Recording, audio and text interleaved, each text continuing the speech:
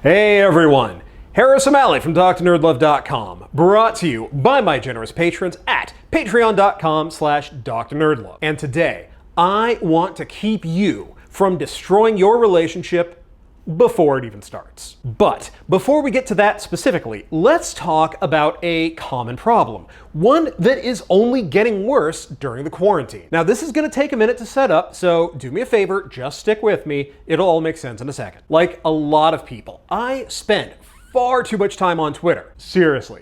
It's a sickness. Two of my favorite Twitter accounts are, of course, relationships.txt and Am I the Asshole? Both of which feature people writing in to ask subreddits full of strangers to weigh in on their problems, many of which involve issues within their relationships. And more often than not, the problems tend to be symptoms of deeper issues rather than, say, simple miscommunication or unfortunate but understandable total ups. In fact, many times, the problem is in the relationship itself. Occasionally, including relationships that are so obviously bad that it leaves people scratching their heads and wondering how in perfect hell these folks have been together for so long, or for that matter, how the they even managed to start dating in the first place. And that is actually a very important question, because right now, there are a lot of folks out there who are starved for even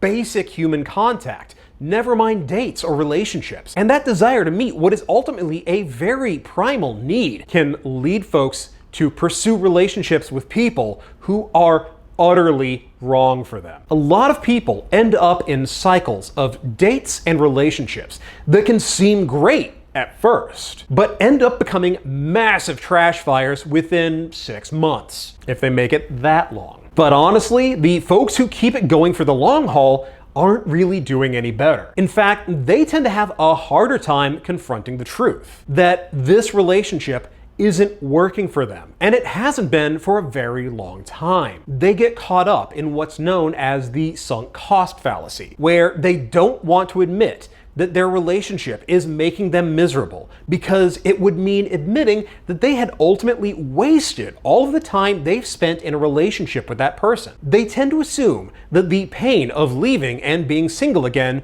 would be worse than the seemingly lesser pain of staying, even if that lesser pain just continues to add up, month after month and year after year. I mean, been there, done that. My first relationship was incredibly toxic, to the point that my friends started trying to figure out a way to stage an intervention when they realized that my girlfriend had been isolating me from everyone. And yet, I stayed with her for 4 years. Part of the problem why so many of us fall for unsuitable partners comes down to the fact that we are very good at convincing ourselves that someone is actually right for us. Why? Mostly because we just want them to be right for us.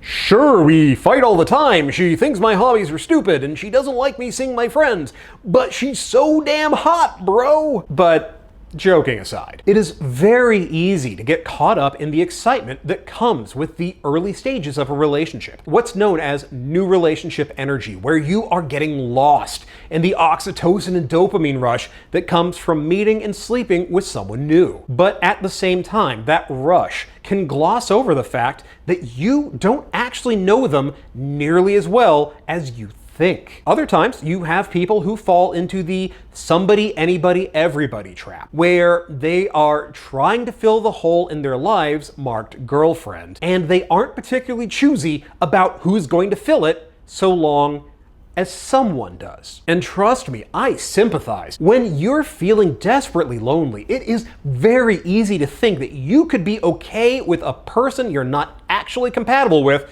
because at least then it's someone. But the truth is, being with the wrong person is actually worse than being single. It is much, much worse to be lonely because you're with the wrong person than it is to be lonely because you're alone. Of course, the other part of the problem is that people very rarely put a lot of thought into what they actually need from a long-term partner, or even how to go about looking for it. A lot of folks tend to rely on what amounts to just intuition, or I'll just know, which doesn't really work. Because let us be honest, gentlemen, a whole lot of dickful thinking mixed with that new relationship energy at the start tends to make us gloss over a whole lot of flaws. Good sex tends to make people kind of stupid. Think of how many people you know who have jumped into a relationship with someone only to realize down the line that they get along like nitro and glycerin because, hey, they f real good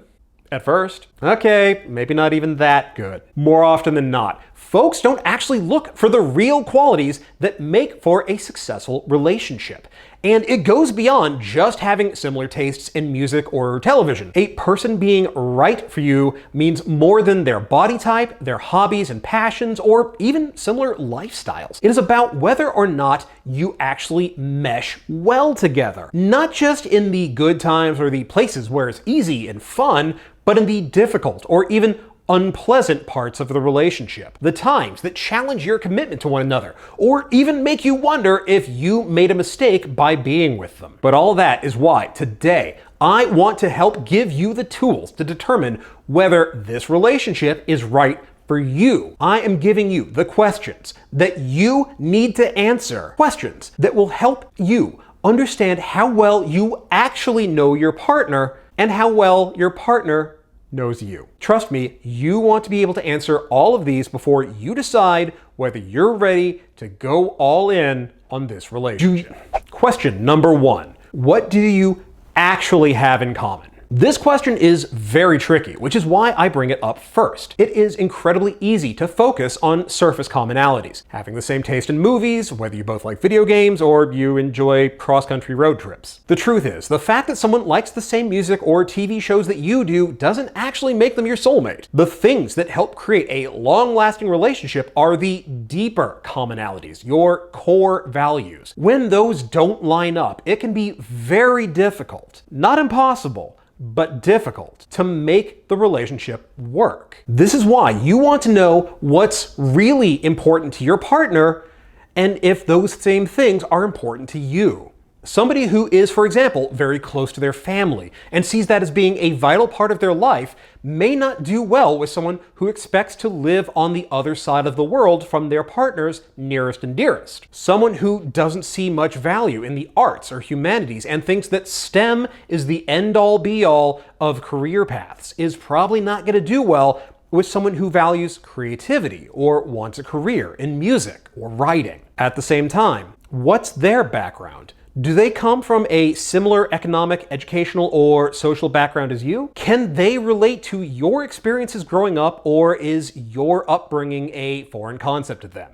And vice versa. What about beliefs? Are they spiritual? Is religion important to them? And if so, then in what way? Is it important to them for the ritual in the community, or because they're a believer and they find comfort or inspiration from their faith? What about you? Do you share their faith, or is religion something that you can't stand? For that matter, what is their vision for their future? Not for the two of you. That includes things like their career goals, or whether or not they see themselves having children. Do they see family as being important to their future? And if so, how or what kind? And importantly, what kind of relationship do they see themselves having in the future? Are they ultimately looking for a lifelong partner, or is settling down for something traditional just not ultimately a priority for them? Question number 2. Do they know how their behavior impacts others? Now, you wouldn't think that this would be a question that people need to ask, but then again, this is one of the things that comes up a lot in long-term relationships. There are a lot of people out there who are ultimately very self-centered.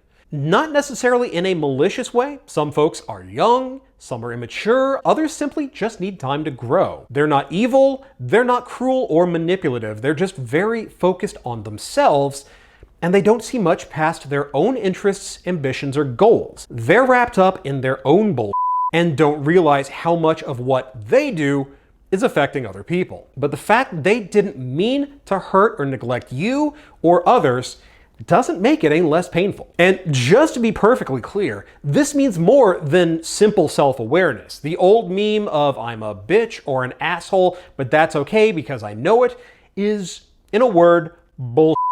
Someone being aware of their awful tendencies doesn't make it okay. The same goes for that famous quote, I believe it's attributed to Marilyn Monroe, if you can't handle me at my worst, you don't deserve me at my best. Having flaws is part of being human, and going into a relationship means that your partner is going to be flawed just the same as you are. You can't have only the good parts of a person in a relationship. But by that same token, just being aware of their flaws doesn't give people a pass. Working on them, trying to improve them, and recognizing how they affect the other people in their lives are signs of maturity and emotional intelligence. Insisting that I'm flawed, I do things that hurt people, and you can either take me or leave me is a good indicator you should probably leave. You want to date someone who has not just awareness, but empathy and compassion. And that includes not just a willingness to apologize,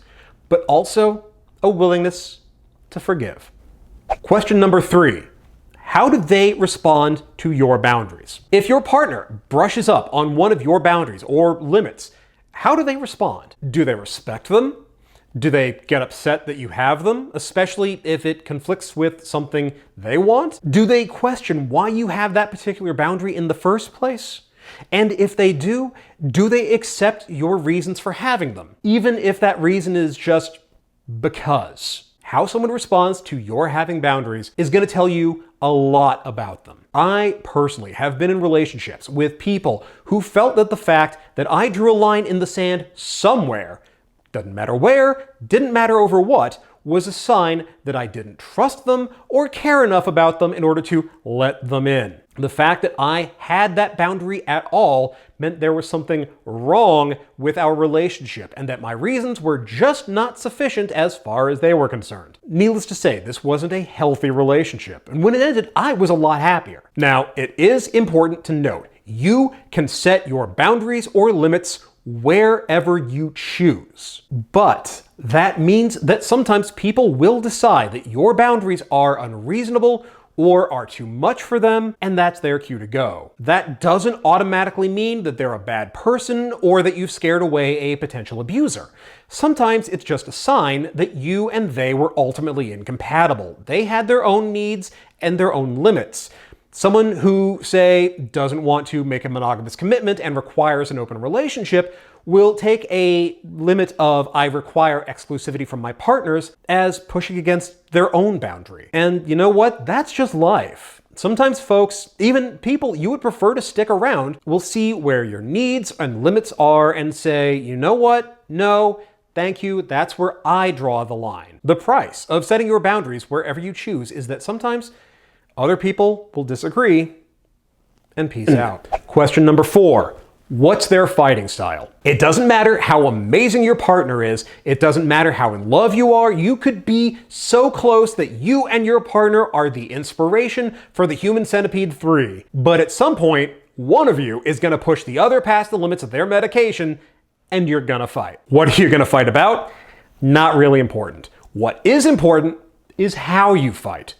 Now, most of you have heard about the 5 love languages and the ways that affects how couples communicate. In fact, I literally just published a column with a question involving a couple with conflicting love languages. But what people often don't realize is that folks also have different fighting languages or fighting styles. And sometimes those styles clash, especially if you don't recognize that this is their fighting language. Look, I'm still workshopping this. Some people, for example, blow up like Mount St. Helens, but cool down just as quickly. However, for some folks, especially people who may not realize this is how their partner operates, that can be incredibly intimidating, even triggering. Other people get very, very quiet and serious, which means that sometimes you miss the warning signs that, oh, hey, it's getting real. You may be the type of person who goes and tries to walk off their anger before they deal with the issue, and your partner may think that this means either you're ignoring them, you're dismissing their concerns, or you're actively disrespecting them. Or you may be the sort of person who tears up as a reaction to any high level of emotion, leaving your partner feeling like they're being emotionally blackmailed into giving in because arguing with someone who's crying makes them the asshole. Understanding how you and your partner respond to conflict can be an important part of actually resolving the issue. Many times, the fact that couples have different ways of fighting can actually lead to greater and worse misunderstandings. But the way that couples fight goes beyond the way that they react when they get angry or upset. You want to know, is your partner someone who fights to fix things, or do they fight to wound? Are they the sort of person who ends up saying things that they can't take back when they get heated up? Or do they try to de-escalate? Just as importantly, when the fight is over and the issue has been resolved, do they let it go? Or do they hold on to grudges like a passive-aggressive squirrel storing hate nuts for the winter? When you and your partner don't know each other's fighting styles or how you try to resolve a conflict, you may end up making things worse instead of better. What seems like trying to fix things to you may feel to them like you're dragging up old grievances or refusing to let things go, or that you're refusing to acknowledge the validity of their feelings. Now, instead of putting out the fire, you have both ended up dropping 500 pounds of this, that, and you in particular all over it. Understanding how you both fight is important because until you're on the same page, you're basically juggling with jars of nitroglycerin. You may not have dropped it this time, but you only have to screw up once to blow it all to hell. Question number 5. Are you sexually compatible? This is one of the hardest questions to answer because, frankly, it is very easy to be on the same page at first when it's all new and hot and y'all are banging out on every available surface that'll support your weight. But sexual compatibility isn't about wanting to bang or thinking that your partner's got a body to make a priest kick in a stained glass window. It's not about wanting each other. It's about needs and expectations. Sexual appetite and sexual frequency is an obvious example. In an ideal world, how often would you want to be having sex? And how often would your partner?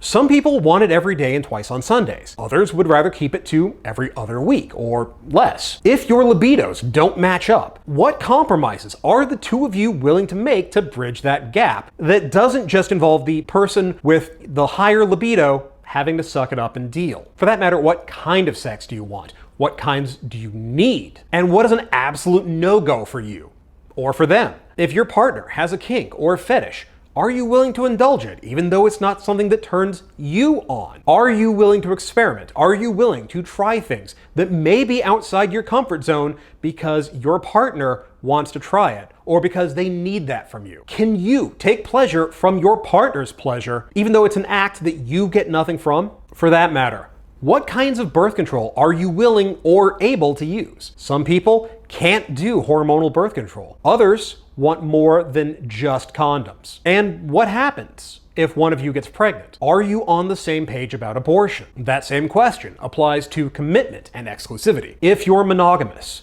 what does monogamy mean to each of you? If you're non-monogamous, what does that look like? What counts as cheating to each of you? And what happens if someone does cheat? Is that an automatic relationship extinction event? Or is it something that you can work through and come back from? These are things that you really want to discuss early on. It's all hot and easy during the honeymoon stage of the relationship, but that stage always ends. And it is never fun to find out that you and your partner have radically different ideas of what good sex means after you've moved in together. Or for that matter, you have very, very different ideas about what is or isn't acceptable outside of your relationship. Question number 6. How do they respond during a crisis? Relationships are easy when everything is going smoothly. It's when goes down and everything is awful that you find out what your relationship is truly made of. And a lot of that is going to depend on how you and your partner both respond when times are tough. This isn't just a case of who handles their load and who falls apart. It is about how you and your partner respond emotionally as well as practically. When things are rough and you're both deep in the how do they act? Are they snappish and short-tempered because they just don't have the patience or the bandwidth to deal with you right now? Or do they start to become withdrawn, possibly even depressed or anhedonic? Are they the type of person who tries to step up and overcome things, possibly even working past the point of their own endurance in order to keep up the ideal of normalcy? Or are they the sort of person who loses steam and begins to feel like there's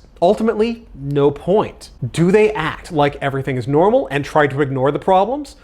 Do they assume the worst and react accordingly? Much as with the different fighting styles, these different responses can create problems if you don't know to expect them. Someone who tries to power through the problems like it's not even happening can get incredibly frustrated, even angry, at someone who gets depressed or pessimistic. When your partner is snapping at you because things are tough, it can be hard not to take it personally, and it's natural to wonder if it's even worth bothering to try to keep the relationship going, even though the problem isn't you and it's not them, it's the situation. Now, I get that all of this seems like a lot. It can feel like an unbearable chore trying to fit all of this into a series of defining the relationship conversations. These aren't terribly romantic or fun things to discuss, especially early on when everything is all floating hearts and cartoon birds. But the reason why a lot of seemingly great relationships fall apart is because people frequently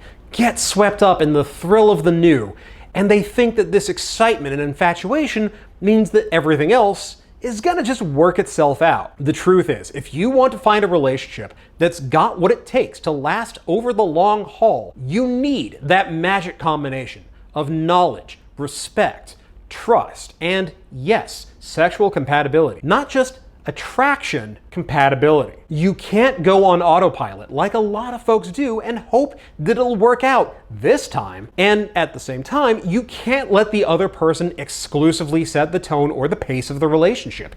You have to be an active participant and be willing to advocate for what you want and need, and to be willing to walk away if you aren't comfortable or if they're not actually right for you. If you're looking for something serious and long-term, then you have to be willing to go into a relationship with intent. You have to decide for yourself if they're right for you or not. If it's too soon, or if you're sure that they are right for you, that you're ready for things to move forward, and you're ready to go all in with them.